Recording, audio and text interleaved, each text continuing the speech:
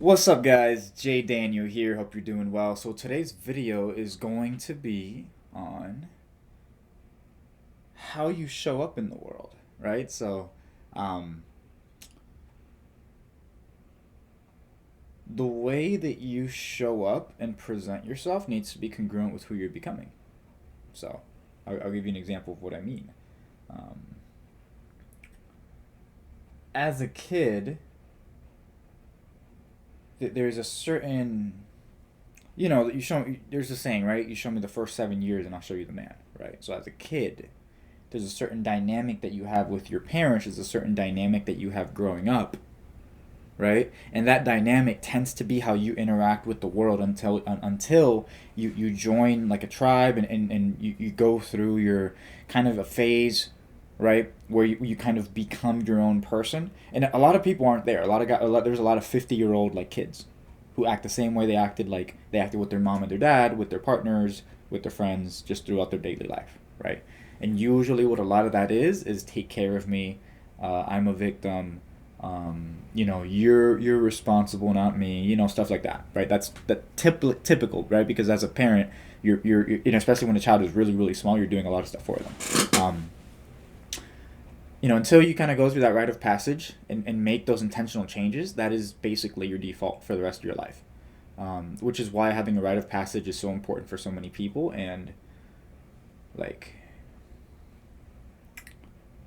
being very aware of what those behaviors are that have been ingrained in you, why they're there, and the ones that you want to instill is really important, because without that, you're going to go the rest of your life just kind of being what you've been, in high school. And I see that a lot. A lot of people who were a certain way in high school and they just literally all they have to live for the rest of their life is, oh, remember the good old days, remember the good old days. When if you're in your fucking 20s or 30s in the year 2022, like these are the good old days. Like literally a year of consistency and things incredible, incredible, incredible, incredible. Um, so there's this whole idea of like neuroplasticity. Your mind can change, your mind can bend. Like the easiest way to do that is books. Like literally books, experiences, people. Um, from what I found, like the best way to kind of put yourself through that rite of passage is through joining like a community, right? Like when I was in one of the biggest things that helped me develop, because as a kid I played like a lot of video games. I didn't really socialize much or do anything. One of the biggest things that helped me develop was when I joined like a team. I remember when I joined the wrestling team, that was when my physique really kind of peaked, right? Like I was just super lean, um, super lean, the most confident I'd ever been, social, um, and the biggest, and obviously that's a couple months, that's like 6 months, but um, the level of consistency required to achieve that was only possible was what allowed me to do that. The actual result was me being surrounded by all these people and having this environment where that's like the standard. You show up, right? You show up and you do the work.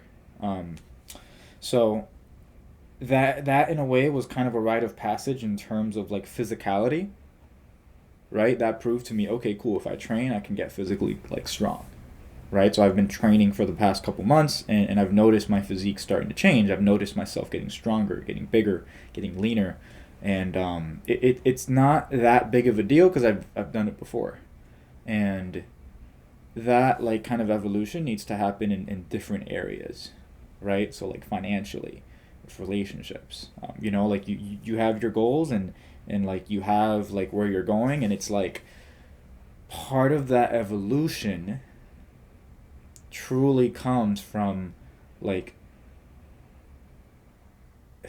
and I don't know if you guys listen to Tony Robbins, but like it really does just come down to standards, right? But it's also like awareness, if you've been trying something the same way but you keep falling into a bad pattern, you should probably have a little bit of awareness to say maybe you should try a different approach. Maybe my willpower is limited. Maybe I need to like do something different, you know? Um, so I was having a really I was having a really good conversation the other day.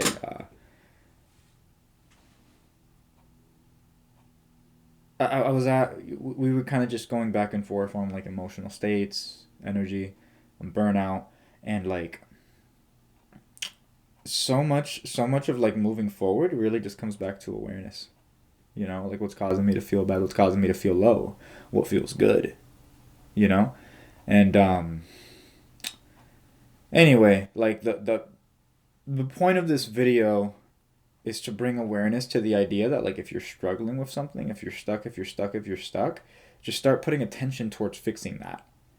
Like I was reading this morning, I was reading this book. It's a book on sales. It's not a bad book, but I'm just not processing any of it because that's not like my urgent focus. Like right now, it's very heavily based on like personal development and showing up consistently, because I feel like my skills are here, but the way I'm showing up is here, right?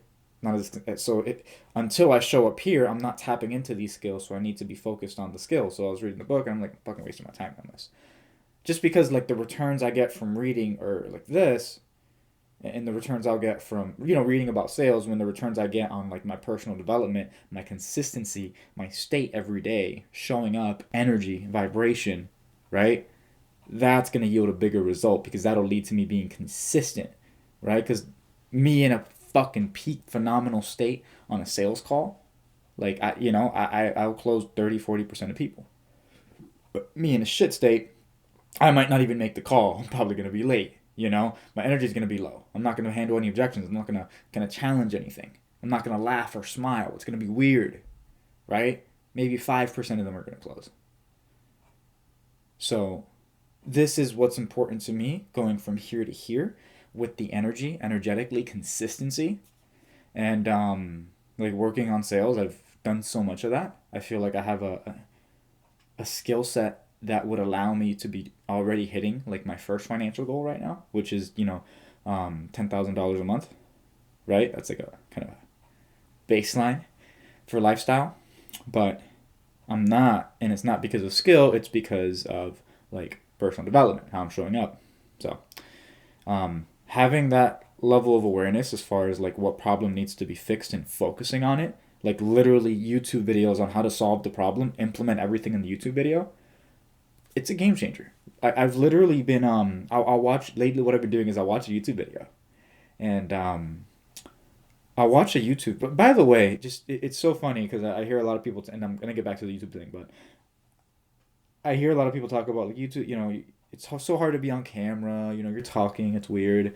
Like it's only hard to be on camera when you think about it. Like it's like I just thought about like, oh, I'm on camera. I just thought about it. Like you're on camera. People are watching. Like you're talking. Like it's who gives a fuck? Yeah, who gives a fuck?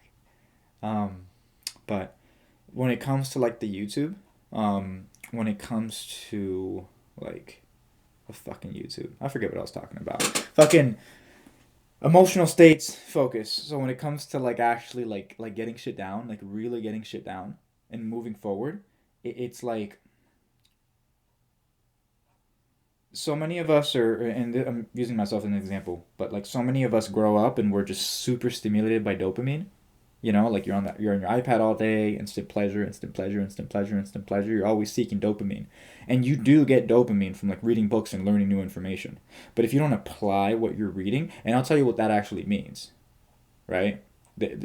Peter Voogd wrote a really good book called 6 Months to Six Figures, and the second principle that he teaches, might have been the first, is mastery versus information mastery versus overload.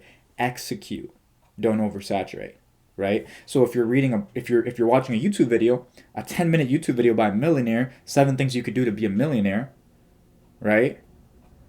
Look at each of those 7 things and see how you could apply it to your life. Even if YouTube says, hey, do you want to watch this video? Because YouTube benefits from you watching other videos. You benefit from extracting the value out of each video.